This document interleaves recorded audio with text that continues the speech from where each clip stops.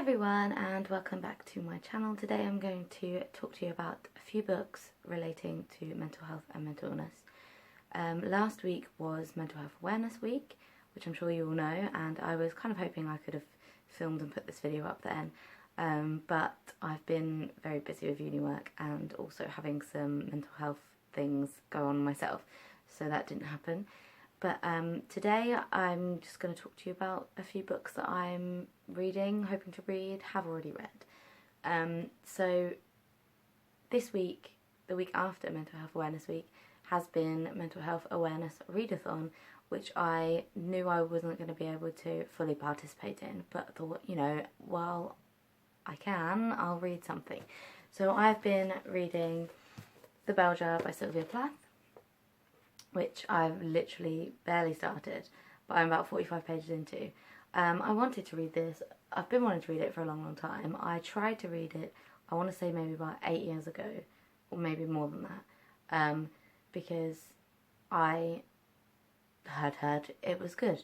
But I think I was possibly too young for, I don't think too young for the content, but me personally, in my reading life, I was too young to read this and appreciate it for what it is. Because I found it boring, but now reading it, I'm really enjoying what I've read so far. So, yeah, it's a reread, sort of, for me. I DNF'd it, like, quite early on.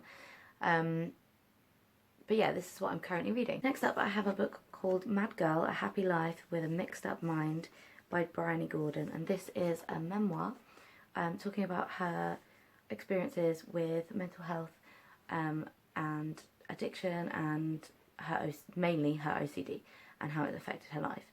I have somebody in my life who I am aware suffers with OCD, and I hope to help them as much as possible, and in doing that I need to learn a little bit more about it. I thought I'd start here with a memoir rather than a fictional story, because although I'm aware that every case is different, I feel like this might be a bit more realistic, which is the point of non-fiction. But yeah, I will be doing a review on this when I finished it. Now I'm going to go through some books that I've already read. Some of them I read recently, some of them I read quite a long time ago, but I thought they were worth mentioning. So quickly, I'm going to just mention The Vegetarian by Han Kang, which is fiction translated from Korean by Deborah Smith, and yeah, I read this last year. It's about a woman who decides to give up eating meat and animal products, and the way that her people that are close to her, like her husband, her sister, etc., react to this decision that she's made, and also how far she takes it. I don't think this is a spoiler, but at one point she ends up in hospital, and so, you know, you can sort of see why it's in this selection. Next, I'm going to talk to you about 3 books that are aimed at a much younger audience than me.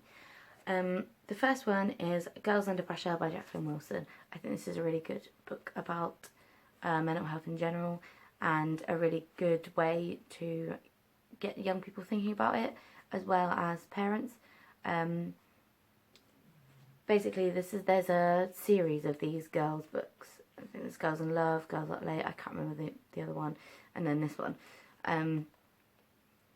And this is about the narrator, Ellie. I can't remember her last name, but Ellie, she is slightly larger than her other friends. We don't actually know if she is, or how significantly larger she is, but the way she describes herself is all that we get. And this is a very realistic and relatable portrayal of what it's like to be a teenage girl, and the expectations that you have on yourself and your own body, and how other people perceive you.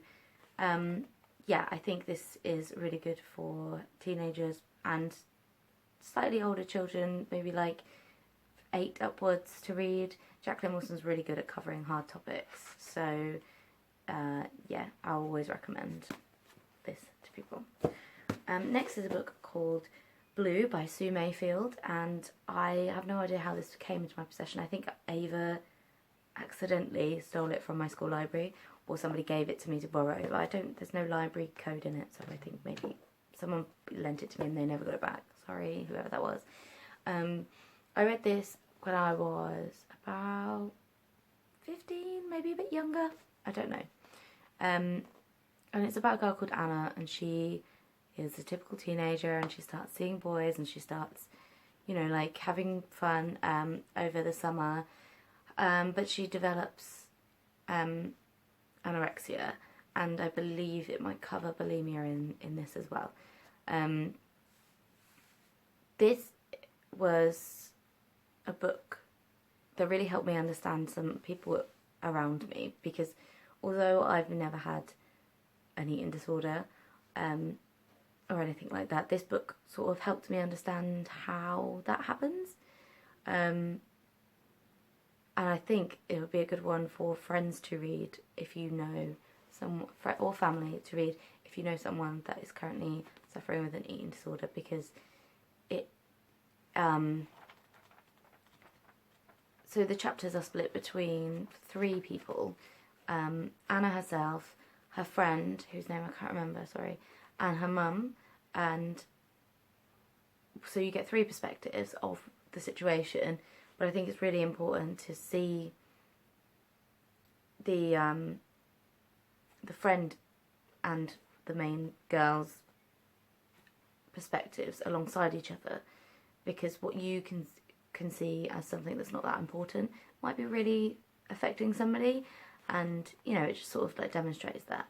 I'm going to give this a reread at some point soon, maybe over summer, because it has been a very long time, so I can't really say to like the quality of the writing or anything like that, but I can say that there's a reason that I kept it on my shelf all of these years, and it's because it really helps me understand what it would be like to be somebody that is having a hard time with eating disorders. So there we go. The next one I want to talk about it's a bit similar in that I think it would be really good for people to understand another person's situation, except I've sort of been in this one before. So this is a book called Red Tears by Joanna Kenrick, and what's brilliant about this is she reached out to people on online forums of people that were actually suffering and coping with self-harm, and she wanted this to be true and respectful, and yeah, I think she did a really good job of it. Basically follows the story of a girl called Emily Bower. Sorry, uncomfortable. Emily Bower, who she's really good at her grades. She's like always been really good at school. She's got friends, but it comes up to GCSEs, and during this time there's a lot of things that go on with teenagers, not just their schoolwork but their general selves. You've got hormones flying around everywhere, everyone's changing, your friendship groups slightly change, and it covers all that stuff, but it also does a really good portrayal of sort of how people get to the point of self-harm. So it's very easy to think, oh my god, what's wrong with that person, they're doing this to themselves, but this sort of shows you the sort of decline to that point. And when I read this last year, so this one's more of a recent read to me. When I was reading it, it was really like heartbreaking, but it was very emotional for me to read, because I'd been in that situation myself when I was a lot younger, and this book came out in 2007, and that wasn't too late. That could have reached me. I wish I'd known about this when this came out. That could have really helped me, I think. Although I will say that depending on your state of mind whilst reading it, maybe don't read this when you're having a particularly low point, because it could be triggering to you, to make you want to hurt yourself again. So